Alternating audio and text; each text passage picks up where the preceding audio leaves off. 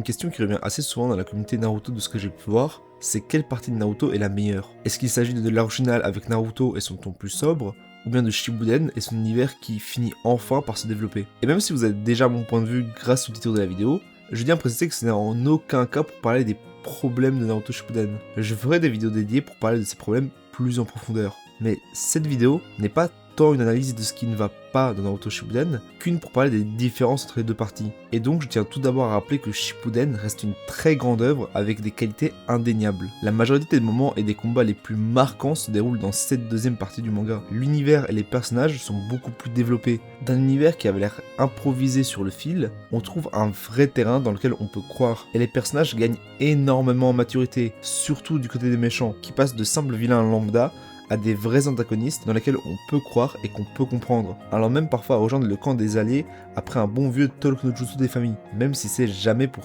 très longtemps. Et donc, en tout et pour tout, Naruto Shippuden est clairement un gain de maturité par rapport à son petit frère. Et l'arc qui résume le mieux ce gain, c'est de loin l'arc Pain. Tout y est. Des combats légendaires, un univers développé, et surtout un antagoniste qui frôle de très près la perfection. L'arc Pain, c'est Naruto à son meilleur, et c'est pas étonnant qu'il soit souvent considéré comme le meilleur arc du manga. Les deux parties confondues. Le pic est tellement haut que ceux qui suivaient ne pouvaient malheureusement qu'être plus bas. Mais personne ne s'attendait à ce que ce soit si bas. Je ferai des vidéos dédiées sur l'arc Pain, comme sur l'arc de la 4ème Grande Guerre.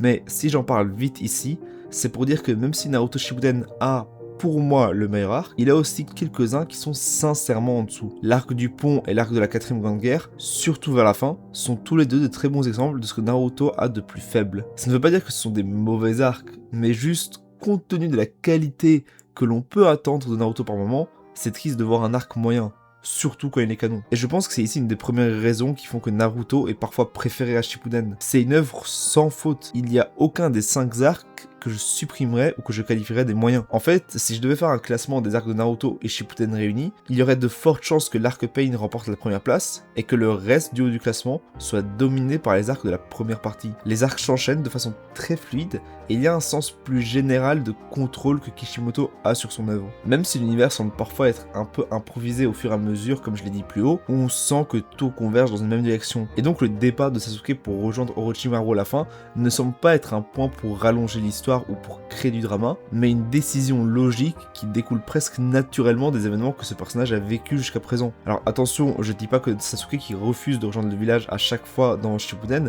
est incohérent et forcé en soi, mais c'est aussi une façon de préserver le statu quo, et elle semble juste moins naturelle que la décision initiale. Et son rêve de devenir Hokage, j'ai même pas envie d'en parler. On sent vers la fin de Shippuden que l'univers et l'histoire semblent parfois avoir dépassé les limites de Kishimoto. Et c'est cette pression d'un univers trop grand qui crée des problèmes dans la cohérence de l'univers, ou qui complexifie l'histoire à un point assez stupide. D'un côté, on pourrait dire que c'est assez injuste de ma part d'attribuer des torts dus à l'évolution de l'histoire dans Shippuden, étant donné que c'est quasi impossible d'avoir ces torts dès le début de l'œuvre. Mais d'un autre côté, je lui ai attribué aussi volontairement des désavantages qui sont inhérents à son statut de suite, comme l'approfondissement de beaucoup de personnages introduits d'abord dans la série originale. Certains des tout meilleurs personnages de Naruto aujourd'hui, comme Itachi, Kakashi ou Jiraiya, ont été introduits dans l'œuvre originale, mais ils y ont été que assez peu développés, laissant seulement sous-entendre leur profondeur. Et c'est bien Shippuden qui a réussi à exploiter ce terrain. Mais, et c'est là mon plus gros point, je trouve que c'est ce développement qui se fait au prix de la vibe de certains personnages.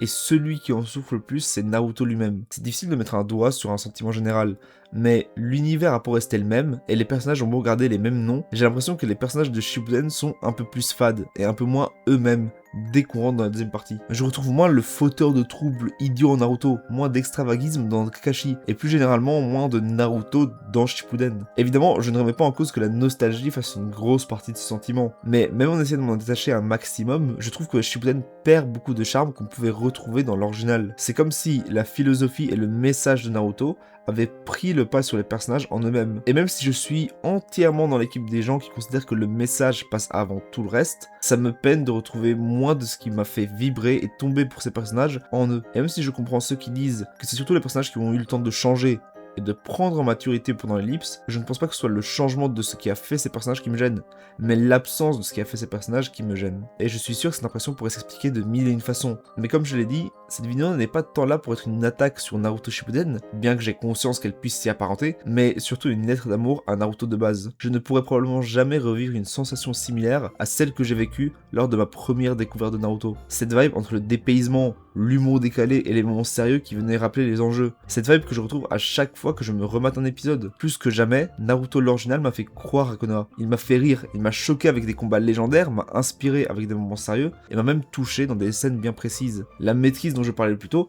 et l'idée très précise où allait l'histoire dans cette première partie, est ce qui a permis à Kishimoto de mettre tout dans les personnages et dans l'identité de l'œuvre en elle-même. Et c'est loin d'être quelque chose de facilement explicable, et c'est à l'opposé d'un raisonnement logique même. Mais pour le meilleur et pour le pire, je préfère Naruto à Naruto Shippuden. Merci d'avoir regardé.